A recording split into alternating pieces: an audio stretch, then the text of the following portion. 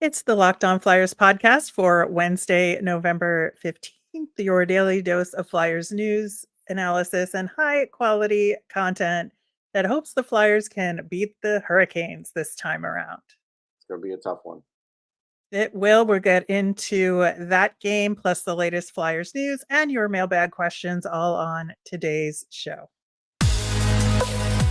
Your Locked On Flyers, your daily podcast on the Philadelphia Flyers. Part of the Locked On Podcast Network, your team every day.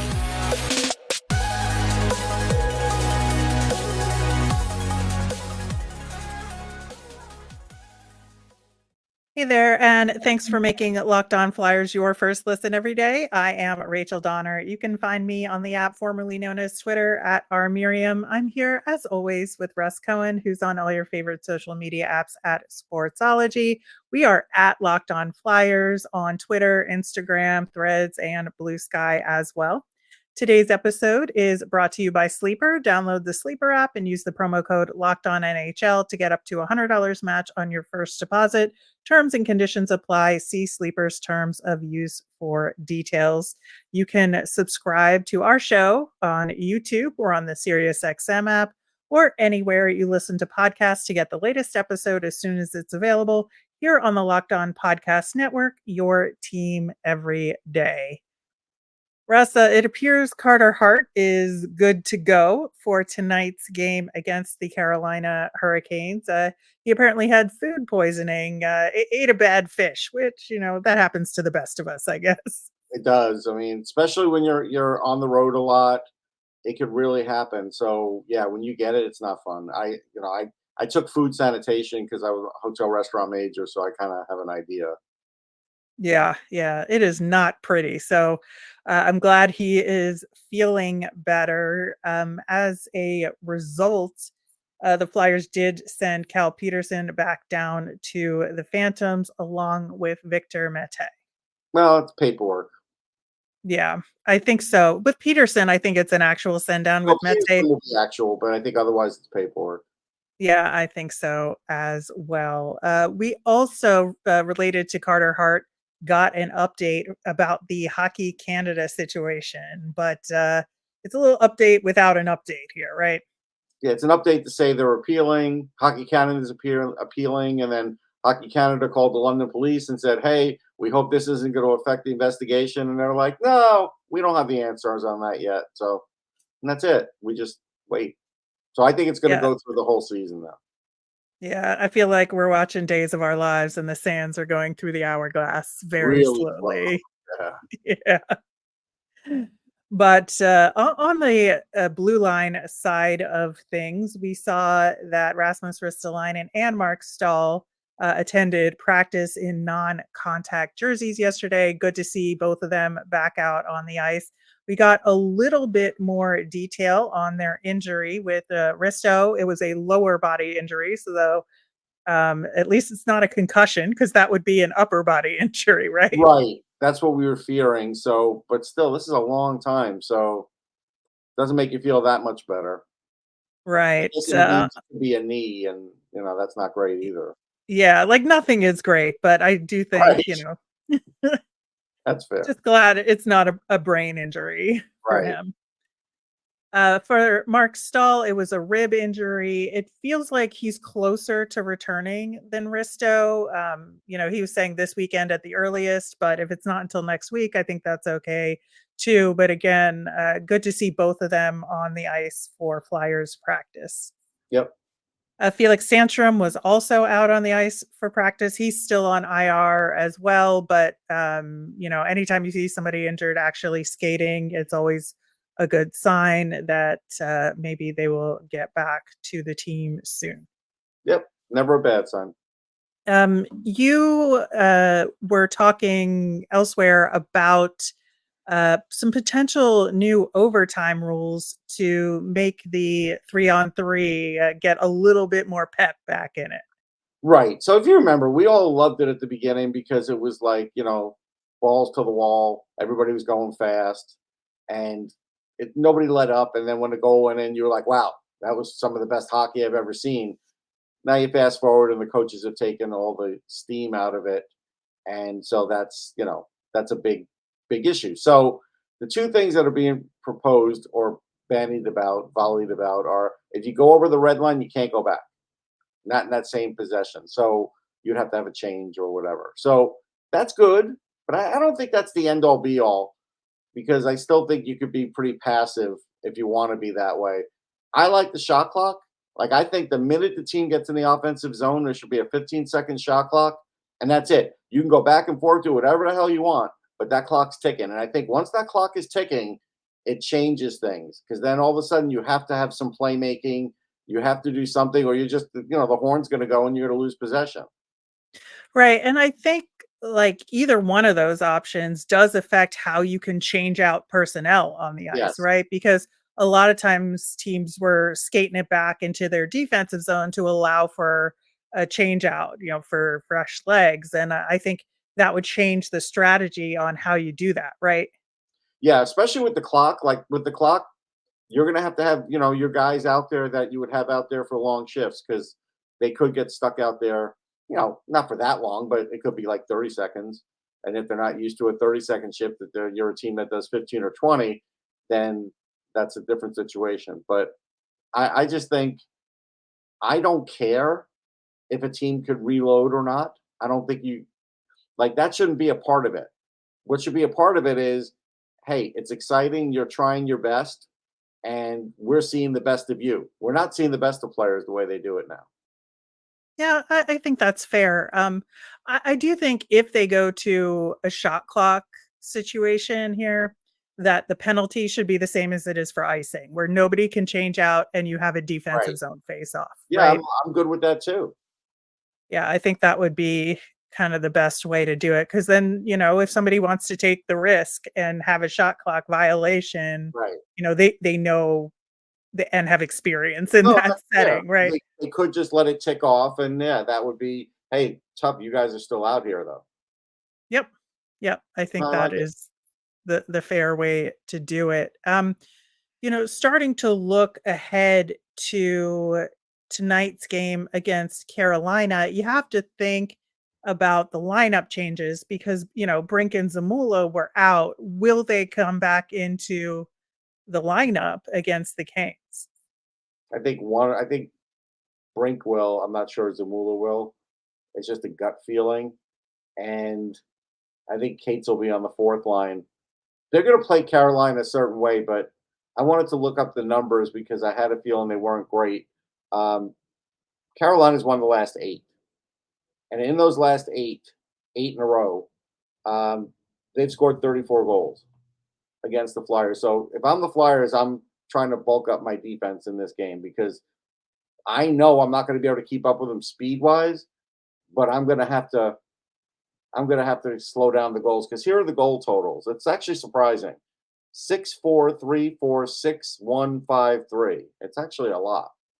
Yeah, I mean, I could see that. I think we'll know about the blue line side of things with Zamula if there's another paper move for Mete, right? I Yes. think that'll be the indicator there, and we just won't know about the forward lines until morning skate, uh, in terms of the line rushes. But I think that, um, I think they're gonna need goals, right? To your point there. They're And going so to because even the if last you game, they scored 3 against the Flyers. So the Flyers are going to need 3 or 4 goals in this 3 game. or 4 goals, and so to me, you wanna put Brink in there, in Yeah, that situation, and so I think that's the right move, and again, I would take Delorier out, but, what do I know? I I would think too. The and thing then is I would though, have Paling center the 4th line with Lawton on the wing there.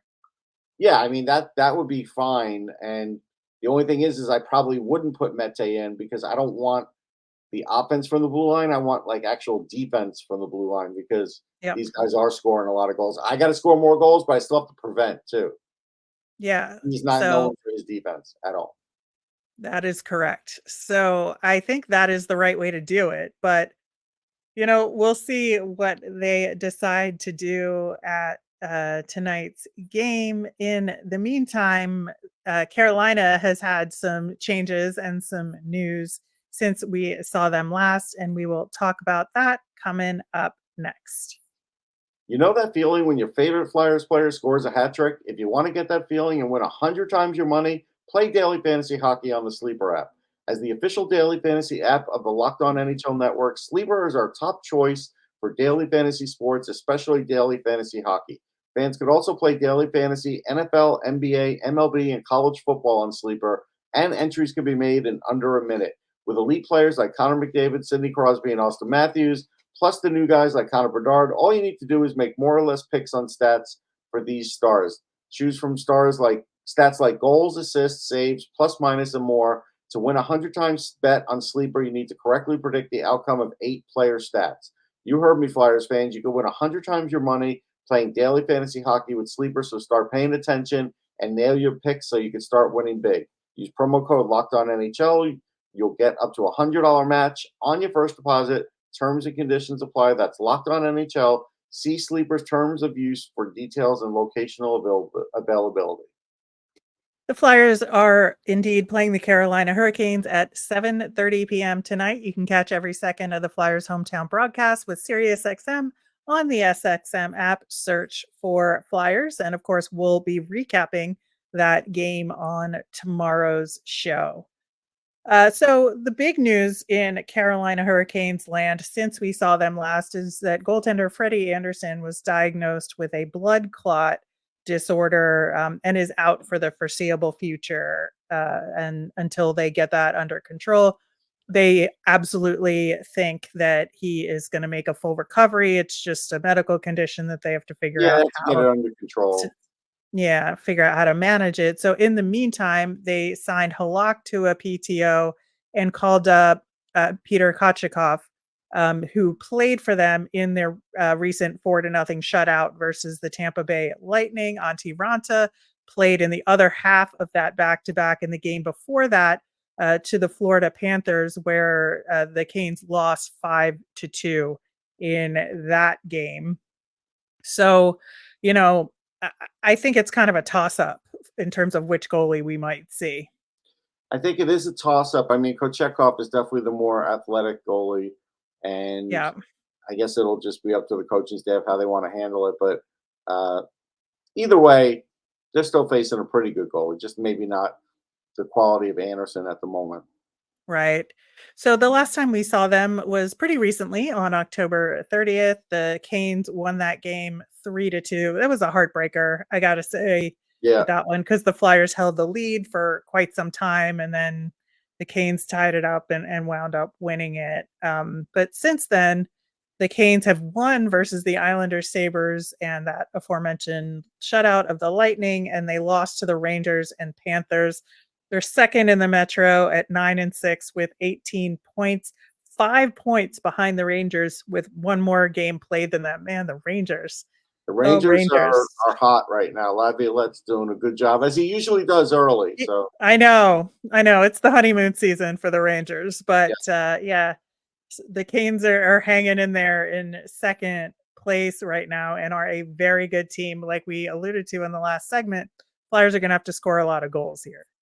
Yeah, they're going to have to score goals. I expect we'll see Carter Hart in net. Yeah. That's, that could help a little bit as far as on the defensive end, but I'm sure he's been in net for some of those other losses I was talking about. I look at the lineup, and they still have most everybody you wouldn't want to see in there, like Svechnikov and Aho, and, Bunting is a pain in the neck, and, Seth Jarvis is good. And so, that's Teravainen seems to always hurt the Flyers. So, this is just a very well-prepared team. And, a guy like Brent Burns can make a big difference. So this is a game. I mean, a lot of games you'll say, hey, there can't be any turnovers, but this is one where turnovers will definitely end up in the back of your net. Yeah, the lineup is pretty similar to what we saw when we saw them last. The only difference being that Svechnikov was just returning from injury when we saw them last, so he was on the fourth line then to limit his minutes. Now he's back up on the first line where he belongs. So good times. We get to see more of him out on the ice. Yeah. Time. And then Tony D'Angelo had been on the second pairing when we saw him, and now he's on their third pairing down with Orlov. So I guess it's better than um, the fourth pairing. yeah, I guess so. But yeah, it's going to be a tough matchup against this team. Yeah, this is tough. Brenda Moore's tough. The whole team's tough. They know points are important. They're not coming in and just going to take the Flyers lightly. They're not going to do it. And matter of fact, they might come with a different game plan than last time because they fell behind last time.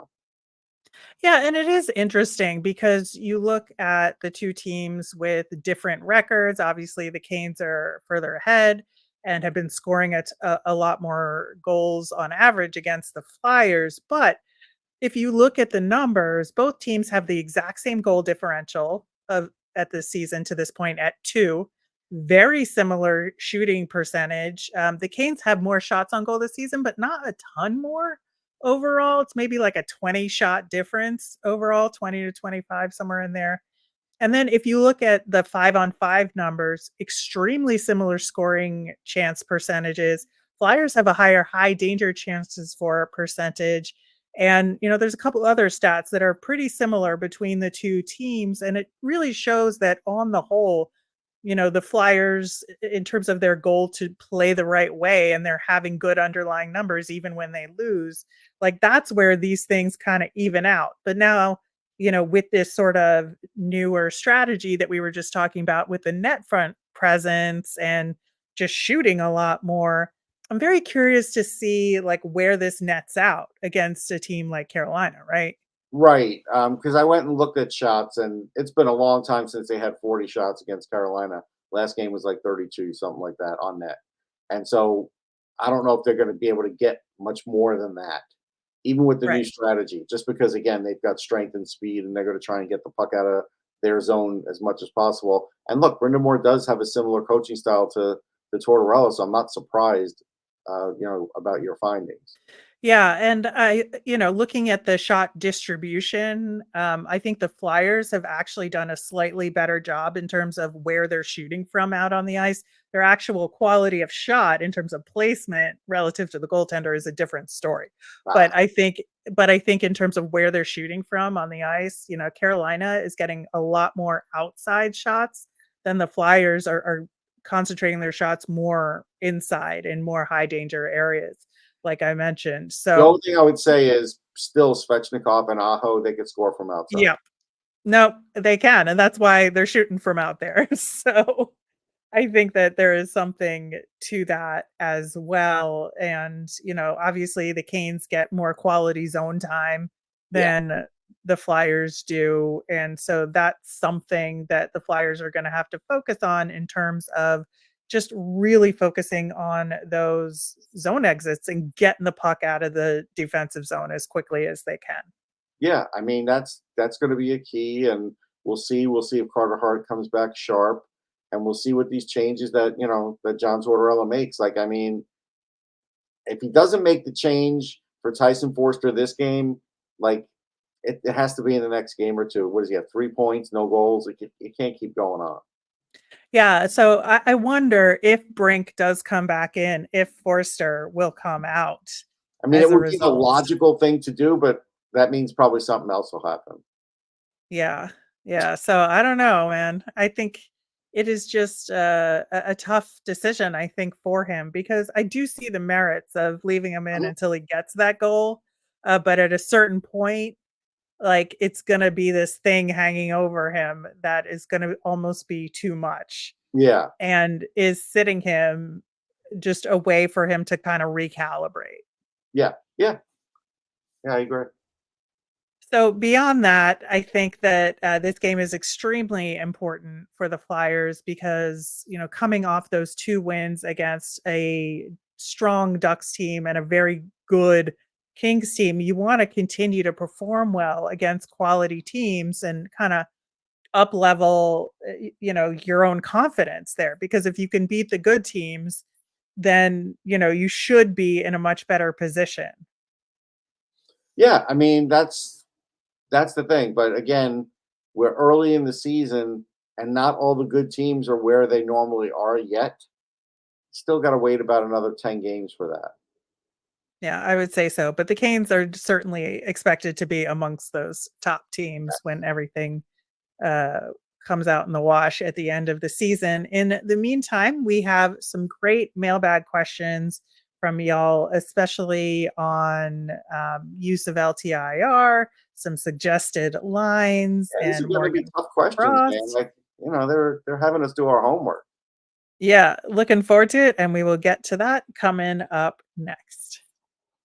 All right, your mailbag questions. So the first one isn't really a specific question, but people have been just commenting on the flyers and on our YouTube channel from time to time, just generally asking, why do you nitpick or be critical of this Flyers team that's in year one of a rebuild and isn't necessarily supposed to win? And I think it is a really good question. And for me, the initial answer to that is this team has set specific goals for this season in terms of playing the right way and developing their prospects. That's what you do in this season, right? And so the team is ready to receive the high end prospects that you're getting in the draft and can slot them in, and everything else is in place.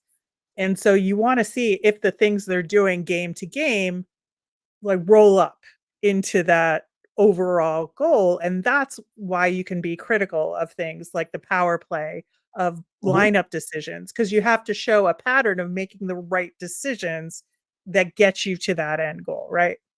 I think, it's our job to analyze. And I think that when you are trying to figure out a team through a rebuild, we're kind of looking out for you guys because, again, do you want to be like the Buffalo Sabres? They heard they were rebuilding. It's been 10 years.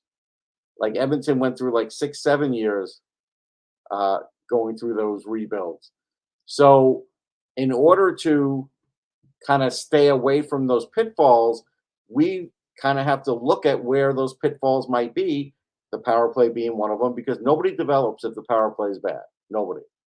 So that's just an example. So if you think we're being too hard, listen, John Tortorella's not been a proven coach for developing young talent. You might be able to point to a player here and a player there and this and that, but he's got to get 3 or 4 of them going now in a season, and maybe even 3 or 4 next season.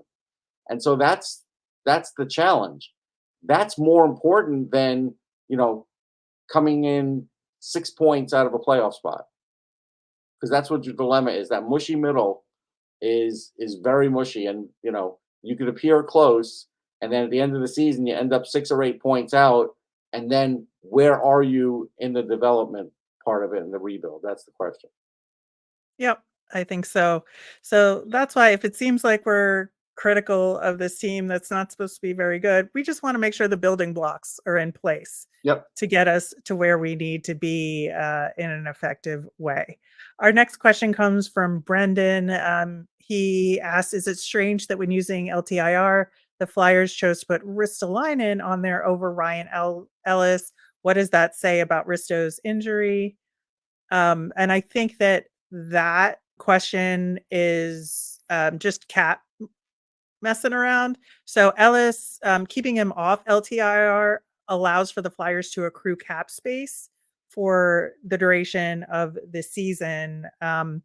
And when they put Risto on LTIR, his cap hit is lower than Ellis's is, and that was enough to cover Cal Peterson's contract when he's up with the Flyers. And so they wanted to put the least amount of money on LTIR so that they could still accrue the cap space, if that makes sense.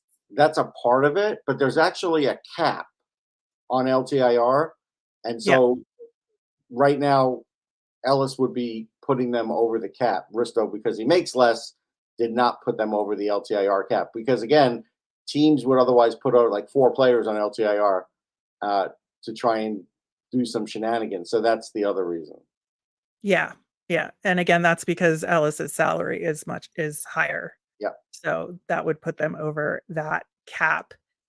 Tyler has some suggested lines for us, and with one interesting twist to it, putting Foerster on that top line with Couturier and Konechny, Lawton centering a second line with Atkinson and Farabee, and then here's the interesting part: Tippett centering a line with Frost and Brink, and then with Frost on the wing, and then either Paetling or Delorier on the wing with Noah Cates centering Hathaway. I don't mind these lines, but I can't put Tippett as the center. I have to put Frost as the center. I just don't think Tippett operates as a center, but I think that line would operate well with Frost doing what he does from the middle, which is really being a good Yeah. vision, excellent assist guy. But I like everything else about it. But again, and I do at least like the fact that you've at least taken out one of the two guys on the fourth line that doesn't need to be in there every game. So I think you've done a pretty good job here. Yeah, and I think that the idea with putting Tippett at center, if I'm reading what Tyler wrote correctly, is that it's a way to give him more responsibility without it being a demotion to the third line Right. here.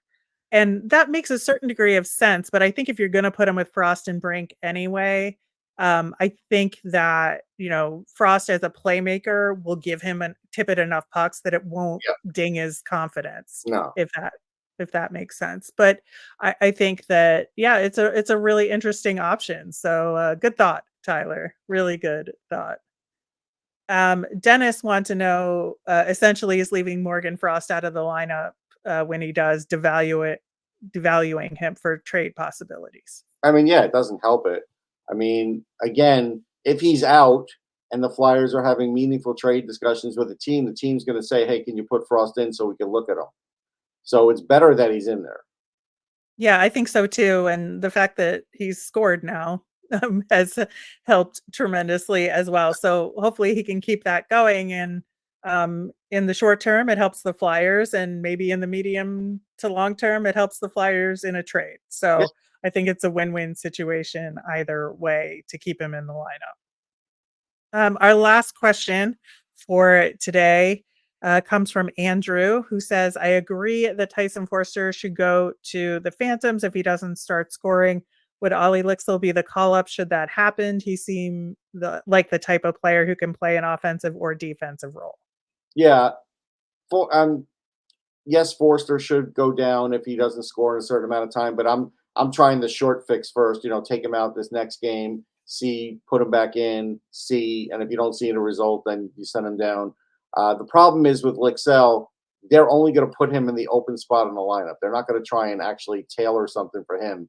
So he could end up on the third or fourth line, and we know what happens if he does. His minutes get cut in the third period if they're not leading, and it doesn't help him. So he's not going to be the guy that would get called up. It would be somebody else. Yeah, it is interesting. On yesterday's show, when we did our Phantoms Tuesday segment, we've been talking a bunch the last couple weeks about Cooper Marody, and I feel like that is a more Torts style call up here, just because Marody's a little bit older. Mm-hmm. And I don't think Torts loves Tanner Lazinski. Let's be honest. Yeah, he hasn't been overly positive about him when he's talked about him.